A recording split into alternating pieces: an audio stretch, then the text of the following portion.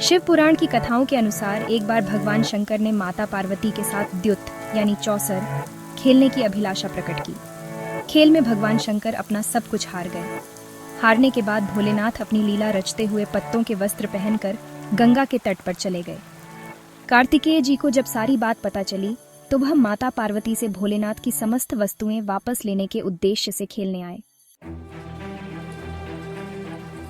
इस बार खेल में पार्वती जी हार गईं तथा कार्तिकेय शंकर जी का सारा सामान लेकर वापस चले गए। अब इधर पार्वती भी चिंतित हो गईं कि सारा सामान भी गया तथा पति भी दूर हो गए। माता पार्वती जी ने अपनी व्यथा अपने प्रिय पुत्र गणेश को बताई तो मातृभक्त गणेश जी स्वयं खेल खेलने शंकर भगवान के पास पहुंचे। गणेश जी जीत गए तथा लौटकर अपनी जीत का समाचार माता को सुनाया। इस पर पार्वती बोली कि उन्हें अपने पिता को साथ लेकर आना चाहिए था। गणेश जी फिर भोलेनाथ की खोज करने निकल पड़े। भोलेनाथ से उनकी भेंट हरिद्वार में हुई। उस समय भोलेनाथ भगवान विष्णु व कार्तिकेय के साथ भ्रमण कर रहे थे। पार्वती से नाराज भोलेनाथ ने लौटने से मना कर दिया। इधर भोलेनाथ के भक्त रावण ने शिव जी की तरफ से गणेश जी के वाहन मूषक को बिल्ली का रूप धारण करके डरा दिया। मूषक गणेश जी को छोड़कर भाग गए। उधर भगवान विष्णु ने भोलेनाथ की इच्छा से पासा का रूप धारण कर लिया था। गणेश जी ने माता के उदास होने की बात भोलेनाथ को कह सुनाई। इस पर भोलेनाथ बोले कि हमने नया पासा बनवाया है।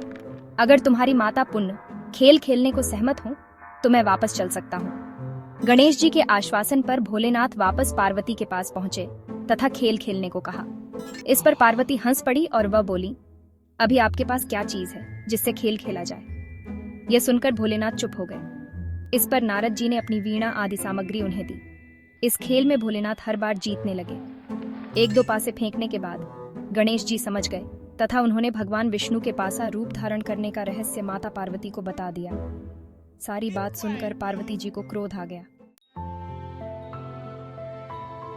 रावण ने माता पार्वती को समझाने का प्रयास किया पर उनका क्रोध शांत नहीं हुआ तथा क्रोधवश उन्होंने भोलेनाथ को श्राप दे दिया कि गंगा की धारा का बोझ उनके सिर पर रहेगा। नारद जी को कभी एक स्थान पर न टिकने का अभिशाप मिला। भगवान विष्णु को श्राप दिया कि यही रावण तुम्हारा शत्रु होगा तथा रावण को श्राप दिया कि विष्णु ही तुम्हारा विनाश करेंगे। कार्तिकेय को भी माता पार्वती ने हमेशा बाल रूप में रहने का श्राप दे दिया।